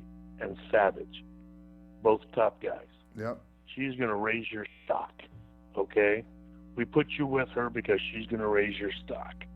You get put next to her, that's going to put you on another level. And I was like, oh. And then, of course, Sherri and I were friends from the AWA days, and so the next TV, I got a chance to talk with her, and I just asked her, like, okay, and it was one of the things, Sherri was just a wonderful woman, and I said, always, I don't know if you know this, but you're sort of hot, and so I was thinking about dressing you up this way, and would you be comfortable with that, and put you in the high boots, and she's like, dude, whatever you want, man, I'm down for, I'm into this and want to do it, and she was just spectacular. She was. I mean, that's honestly where we went to from there. And it started out with, the boy toy thing, but then them putting her with me, it sort of gave me a direction. Again, back then, I don't think they were called Cougars back then. No. But clearly there was that was the vibe that we were sort of given with she and I going out there with one another. But that gave me a direction. Again, it gave me clearly, I don't want to, it sounds silly to say now because I'm 52 and old, but it gave me a sexual component that I wasn't aware I was going to have. But because I was with her, it gave me that area, and that's when with the gear and everything else, started doing the dancing and junk like that. And then you couple that with, again, Kurt, talking about the Heartbreak Kid thing and playing the song for me and then telling me he said it. And even, truth be told, I wasn't even thrilled about, I just don't know about that Heartbreak Kid name. All of it seemed a little bit too, again, straight pretty boy thing. Yeah. And none of us, no matter who we are, none of us want to see ourselves that way unless we're in real life. We think we're that way, and truth be told, in real life, I don't. You know what I mean? But it just, I was on a promo, and Heartbreak Kid just came out, and it flowed, and it felt so right. And then after that, I just so got into all of it that it went ahead and took care of itself from there. But honestly, none of that was done in the branding type way that it's done now. They did, in a way. It was all these things sort of coming together, and me feeling my way through it and getting comfortable with it is how it came across. That's why it always took so long to sort of trade for the, if you go back in history, Heartbreak Kid was never really on the screen that much at the beginning, even though we'd have it on my jacket and stuff like that, because we hadn't branded it, we hadn't trademarked it and all that other kind of stuff until it was something that we knew where I was going. It was the hook. It was the thing that was going to be me. So in a sense, they did allow me to sort of grow into it, which is, they don't really do that now for the most part. You're sort of branded as something and you keep that established. But this was a time when, they gave you a little bit of time to sort of feel your way through that stuff. And again, looking back on it, it was absolutely, I couldn't have been more fortunate to have that opportunity, because I really didn't. I knew that I wanted to do something, but I didn't know what it was, and I didn't have a real positive direction. And honestly, with all of that, and then of course, to me, in my mind, that was like, okay, that guy is a combination between Freddie Mercury and Elvis and Boy George are all mixed together. Yeah. And that's sort of how that all came about. It's a long-winded answer, but that is That's okay. honestly about how it all came about. It made me think of your gear, Shawn, because Julie Youngberg makes the best gear of anyone nothing against anyone else, but Shawn had his own private chest with all his own gear, and the best gear of anyone in the crew. and that's a huge deal, Shawn. That was and the reason why I brought that up, Shawn, is because I remember a couple of different times you trusted me to carry your stuff and air it out for you and bring it to you the next day. You ever remember that? Vaguely. And so, the next day when we got to the building, you had to wrestle in really stinky, smelly gear because I never aired it out for you because I passed out. Oh my God, you were so mad at me. And then you trusted me to do it one more time. Guess what? You wore stinky gear again. Shows you what I knew, right? Well, we talked about. Well, but think about that. Yeah. Oh my goodness. Well, we talked about young talent and up and comers. I wanted to know what's your opinion on the Young Bucks and any interaction you've had with them. Oh, that's a good question. You know what? I don't know them. And the thing is, I did a podcast and I was unaware. I saw them tweet it that and clearly they're right, and I do remember it. There was a time, I believe there was a time they had a tryout, and Marty, again, called me before that and let me know they were going to be there. And of course, at TV, there's so much going on. But that's the only. It was many years ago, and I sincerely, I want to say it was somewhere in California. I could be wrong. But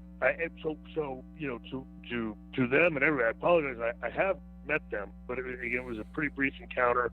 But I hear nothing but great things about them. Phenomenal workers. I hear that about them and that Kenny Omega kid. Yeah. And look, I always I get it that people don't want to be part of the WWE for one reason or another, and their freedom of expression and wanting to be artists and all that kind of stuff. And I totally 100% understand that. I guess I am selfish in the fact that if I just want the most talented guys that are doing this line of work to be able to do it in a place where they can reap the most for it. And I know that there are people that think they're making a phenomenal living away from the WWE, and I have no doubt that they are.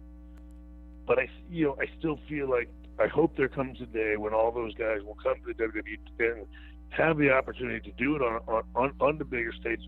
So again, because I'm just one of those guys that I enjoy the world being able to appreciate what it is we do. And if you can do it at a phenomenal level, I like everybody to see that. And we're the place, the WWE is the place where you can show that. And that's not to take anything away from anybody else. It's just it is that way. And also, I want them to have, like if a dude like me can make money doing this stuff, certainly those guys can.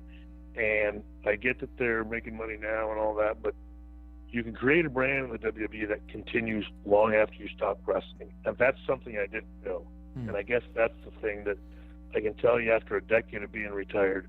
I get that you feel like you've made great money, but wait till the days that you stop, you know? Yeah. And then you wonder if you can still make great money. And if you're in the WWE, you can stop, and 10 years later, you can still be making pretty darn decent money. Speaking You know what I mean? speaking of that, Like, I don't know if yeah. I don't know if you saw it, Shawn, but like over the weekend, a UFC fighter hit Sweet Chin music during a fight, and they actually called it Sweet Chin music. And No way. They did, and he actually, I think he tweeted to you, Shawn, and said, "Did you see this? I hit well, Sweet Chin music." I'm not sure that they said it, but yeah, it was it James Vick, I think, right? Wasn't Yeah, it? James Vick at UFC Austin. Yeah. Yeah. Wow. So you're Yeah. still relevant. No, I did. Did he tune up the You know band what, like, first? it's well, no, the dude's like, I want to say he's like 6'7" or something like that. I mean, he's a big kid, big tall kid. And no, he did. He tweeted me a picture of it. And of course, the thing is, that guy, I watch that stuff all the time. And but of course, it's different when when somebody stops it and does a screenshot of it. One could argue, there are a lot of guys that do that during a fight, but it was to watch a dude that's 6'7" do it. And look, just the fact that, that they watch our stuff, because I mean, I certainly watch theirs. And I don't know, I'm always appreciative. That's what I hear about those, the young buck guys, that they do the super kick and all that. And I just, I think that's cool. I get that everybody, whatever, I guess there's, people feel like it's done too much, and look, you can make that argument all day long if you want, but I guess for a guy that I feel like most of them were watching me when they were younger, that's look, that's nice, and so they can beat it into the ground. It's certainly never going to offend me, for heaven's sake, Did you get much? I just never I never thought I'd have that kind of impact on anybody. So the fact that they thought it was neat enough to do, I think, is pretty cool. I didn't mean to interrupt. Did you? This is Rory. Did you get much feedback at all? Like there was a lot I saw online of your appearance in the Ric Flair 30 for 30. People were like, really thought you had a really strong appearance in the film, and just wondering if anyone gave you feedback and if you heard anything from Rick, and if you guys have been in touch since his whole kind of health scare. Oh yeah, heavens yes. Yeah, no, I obviously texted him right away and just told him I knew that he was getting inundated with it, but whenever he felt like he could give me a buzz to do that. So no, we've talked several times since, because as you know, Rory, I'm worried about the man. I mean, the guy, my friend, and look, how much I care about him.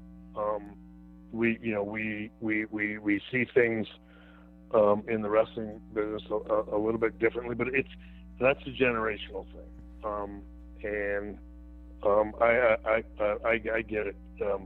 That's one thing, as the generations go on, and I like to think our generation, we were the last bit of it, guys holding on to a lot of that. Heck, Shawn and I were talking about it at the 25th anniversary. A lot of those, a lot of that old school mentality. Not all of them. I'm glad. I was going to bring this up. I'm glad you're bringing this up, Shawn. Keep going. Yeah, it was just, it wasn't right. It wasn't correct. You don't forsake everything in life for the business. Yeah. That's silliness. No one does that.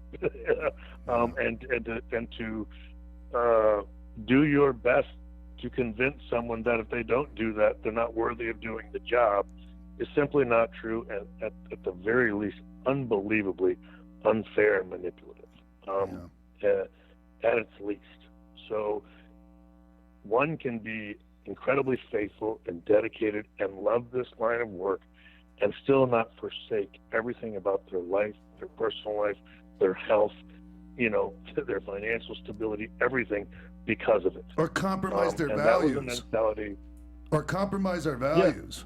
Yeah. Because that's the one thing that we were talking about the other night at Raw 25, is like so many of the things like that and I say we, like, and I don't mean everyone when I say we, but like that a lot of us would do are things that like I wouldn't even think of doing now, and I'm so grateful that that's a thing of the past.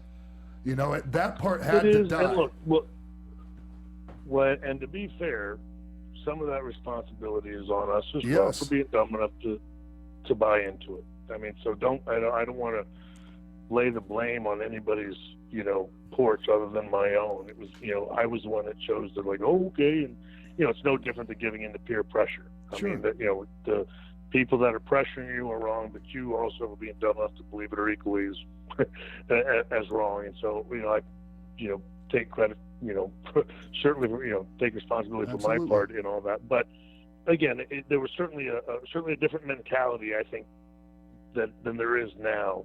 And I, for one, enjoy the one that's there now. At the very least, our generation is not trying to pass on any of those negative things to the next generation if we can possibly help it. Yeah. And so, as I say, Rick sounded wonderful the last time I talked to him. I'm thrilled about that. But the comments I got was the entire thing was powerful. I mean, that's more than anything. You did a heck of a job. I thought it was fair. I thought it was revealing. Look, is it some of it? Is it tough? But yes, the reality is, the reality of life sometimes is a little tough. And that's what I enjoy. A lot of those 30 for 30s are pretty decent. But I thought you did a really good job, and I thought it was incredibly fair. And I thought you painted a good picture. And I hope he was happy with it.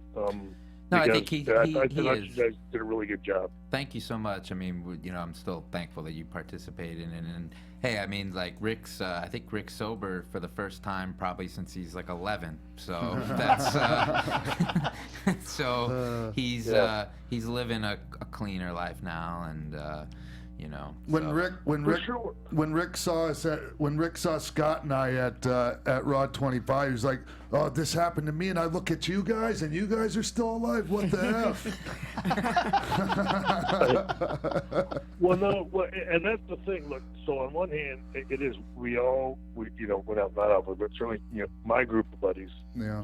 We all went through it, and I guess that's the thing. But we also hung out with a bunch of guys that didn't make it through. That's right. And so it's one of those things that certainly for me, it's the only thing, whatever I was I'm trying to pat myself on the back about anything, but I just, the only thing that I remotely come close to doing is I was given a second chance, and there's absolutely no way I'm screwing it up or looking for a third or a fourth or anything else. And so whatever it takes, and it's almost never fun, and Kid can attest to this, whenever that day comes that you have to face yourself with the person that you've become. It isn't fun. It isn't a fun experience, but it's not supposed to be. It's the catalyst that changes everything around. And if it doesn't 100% totally suck, it's probably not going to stick. It's Ain't just bad. that simple. So, I tell you what, Roy, I mean, if nothing else, dude, you got to at least know that, that you were a part of something that, geez, dude, I mean, I get it, it's wrestling and everything's cool, and wrestling and sports and entertainment and all that other junk, but there's nothing more impactful than changing somebody's life for the better. And if you had a part in doing that, dude, I'm not you, but I would tell you can die a good and faithful man in that respect, because not a lot of people can say that. Wow, man. I don't know if I could take credit for that, but that's really. We were actually talking before the show, and I was telling Shawn, I admired just watching how you were with your kids. You were super affectionate with your kids, and I remembered you telling, I think maybe it was before the interview, just that, wrestling, you thought it was silly that if someone would put it ahead of their family and their kids, and you seem to be living life pretty good, and kudos to you. Sweet.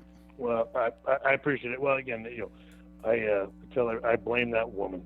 I blame that woman.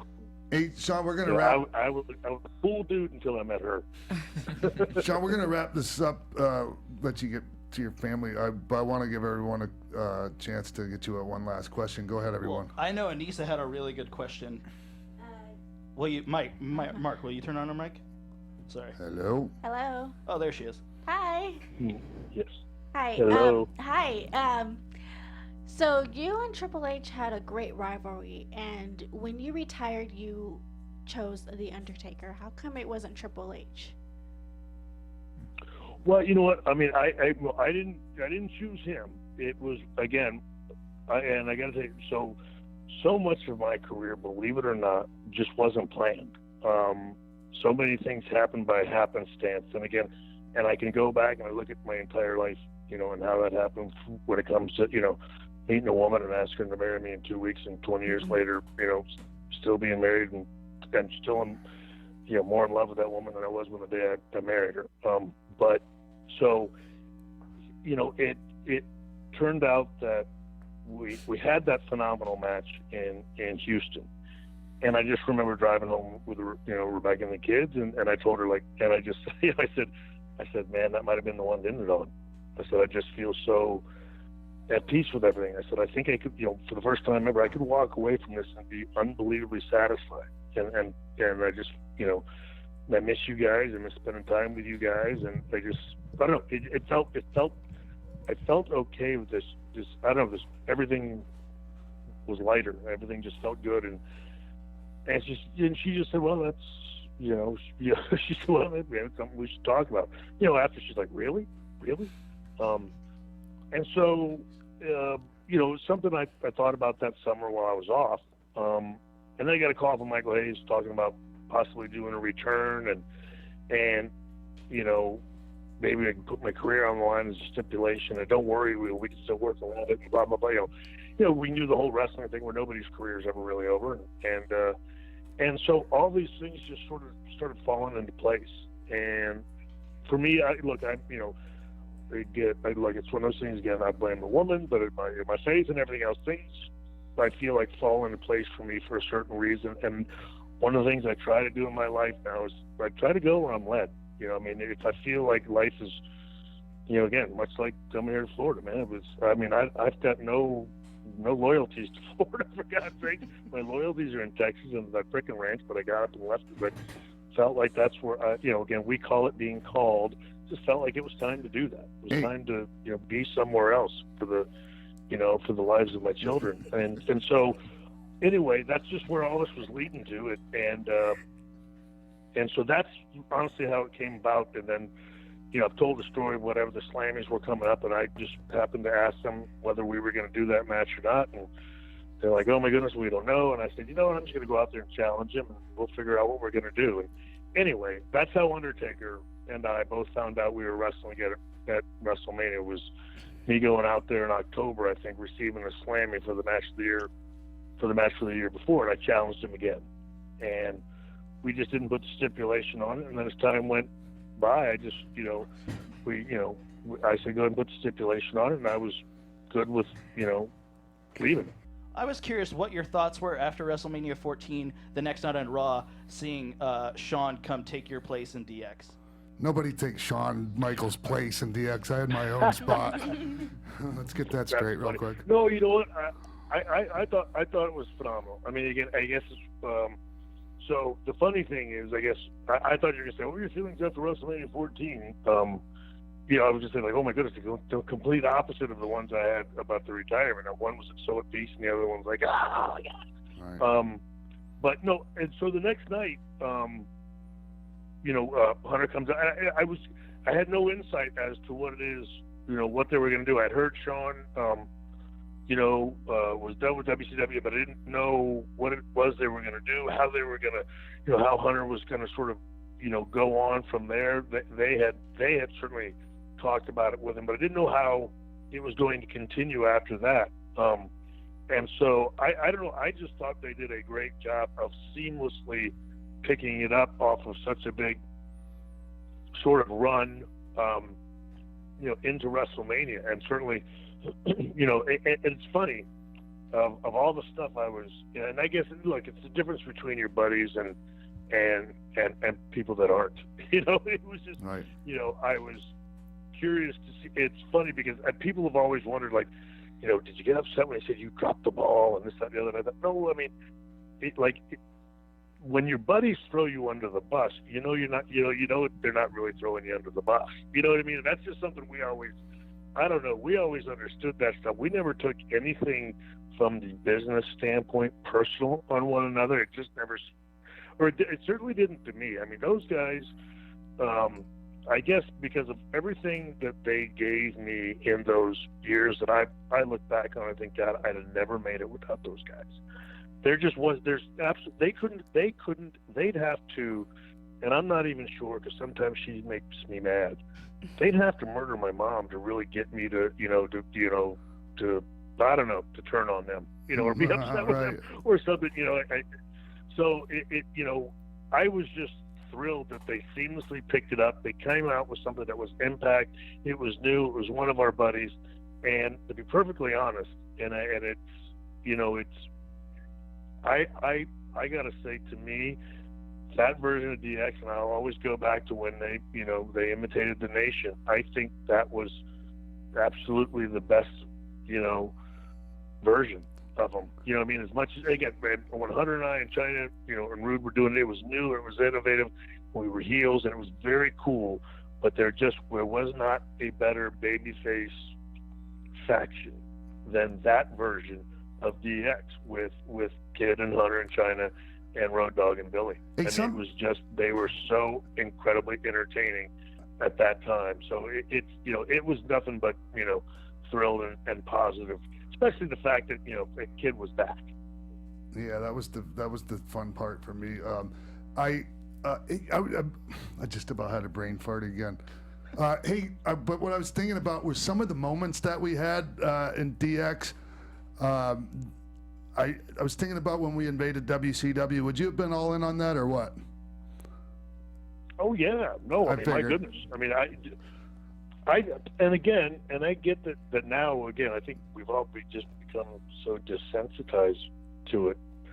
But gosh, you don't know how unbelievably cutting edge, and I mean, I don't know. And I guess maybe it's because I was in the wrestling business and knew how serious that war, quote unquote war was. Yeah.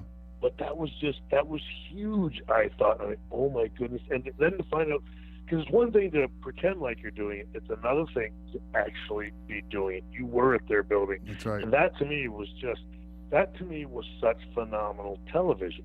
And to me, that's what always gets me. That's what I enjoy. Again, and that's, again, even in that time, we were doing such innovative and cool television at that time. It was really hard not to enjoy it. And like I said, I enjoy any television that's done well. Yeah. Hey, Shawn, you were just sent, and we're going to get going here. We're really going over time, but what you mentioned was that, you said you couldn't have done it without us. I feel the same way, man. Like, I honestly, I don't think any of us could have done what we did without each other. To the point, the heights that we made it. I won't disagree, man. And I just think that, guys, that they would do themselves a service by and I think some guys are kind of taking that model and trying to do their own thing like that, like the guys that work for, the girls, the Charlotte and those girls, and some of the guys that behind the scenes are kind of a crew and they stick together. Yeah, well, again, and I never thought in a million years that I don't know, our group of buddies would start something, again, even I don't know, within and outside of, I don't know, we didn't, that wasn't our plan. We were just dudes that were hanging out with each other, and it became this incident unto itself, which is cool. But it all started from a pretty simple place, and that is, it was, there's a bunch of dudes that, I don't know, that needed each other at a particular time and leaned on each other and counted on each other. And I don't know, I mean, for us, that's the closest thing to, I don't know, bonding and a friendship that, I don't know, it's the greatest one I'll ever experience in my lifetime. I agree, man. Look, I'm taking it with me to my grave, and I'm thrilled to do it. That's why you're spending 2 hours with me over the phone as soon as you get home from work after a drive down the I-4 corridor. But I'm so grateful that you did, Shawn, and I saved you. I had you in my back pocket, and I saved you for a special occasion, and that's today. And thank you, man. I love you very much. I love you so much, Shawn, and I thank you, man, for spending your time with us today. Well, I love you, buddy, and apologize to your entire crew there for me talking so long. But this is what we did in the car That's it, man. for years stay and here for for hours hours. on end. So, and it still goes on today. So sorry about that. No, man. don't be sorry. Hey, is there anything before we go that you want to talk, like anything before you, like social media plugs? I know you're not really that type, but anything? No. No? All right. All right, man. Yeah. Well, Yeah. Anytime you can throw out there that I'm the greatest of all time, I love it. No. all right. Ladies and gentlemen, the greatest of all time. Heartbreak Kid, Shawn Shawn Micheals. Michaels. Thank All you, sir. Everybody is. All right, man. I'll talk to you later. All right. All right, buddy. Thanks a lot. Okie dokie. One piss break in the middle, and we're all good. That was a great interview. Yeah, hey, and thank you so much for sitting in on that, Oh man, that Rory. was awesome. And thank you to everyone that tuned in our first official episode on Westwood One and the Jericho Network. Yeah. And so we'll see y'all right here next week on Xpac Well, 1, 2, 3. big thank you to sorry. you. Yeah, sorry. Big thank you to you for keeping this podcast going and never just throwing in the towel after 75 episodes and being like, yeah, I don't want to spend my week hanging out with these guys anymore. So Yeah. thank you for letting thank us you. do this. We really appreciate it. If you want to share your thoughts about the episode, use the hashtag Xpac12360 on all forms of social media. Anything else you want to send to us at xpac12360@gmail.com. You want to talk about go your ahead. upcoming events? Yeah, go ahead real quick. So, Richland Township Fire Department is presenting Communities Against Addiction Breaking the Cycle, Saturday, February 24th at 1 p.m. in Jonestown, PA. Johnstown, Pennsylvania. Tickets are available at eventbrite.com. They're They're free. free. Or you could reserve your spot. Call the number 1717-361-1660. That's 1717-361-1660. And you also have a show that you're not wrestling at the show. I am. I'm in a tag match. You're in a tag match for One Fall Wrestling, March 16th. Tickets are available. You can go on their Facebook, the number 1 FW Wrestling, or you can call 190-770-0208 and reserve your tickets there. All right. TK? Oh, sorry. You guys can follow me on Twitter and on Instagram at _Denise Salcedo. All right. Okay, so you can follow us on Twitter, The Real X-Pac, IG, Xpac12360, Facebook, Xpac12360 Show. Also sign up for the newsletter. Don't forget to put your comments on YouTube, 5 stars, all that good stuff. And I am still training for the marathon. It's happening. I'm raising money for water pumps in Africa, so if you want to donate, you can just go under my bio at everything at TK Trinidad. And she's also got a GoFundMe where she's trying to raise some money for some cough drops. Yes. Yeah, I need some of those too. And Rory? Does that dog have a Twitter? That She dog? does. It's Baby Lula. That's a great dog. the Oh my best. God, is that a dog sweater? Yeah, it is. That's awesome. I'm on Twitter at Rory Karpf, and check out Coach Soup on Netflix, please. Yes. All right, everyone. This time for sure. We'll see you right here next week on Xpac 12360. From executive producers Maria Menounos, Kevin Undergaro, Phil Svitek, Sean Waltman, producers Mark Donica, Jimbo Frank, and TK Trinidad, and the entire Xpac 12360 staff, we would like to thank you for tuning in. Like us on Facebook, rate and comment on iTunes and YouTube. Follow Xpac on Twitter at TheRealXpac, and email us at xpac12360show@gmail.com.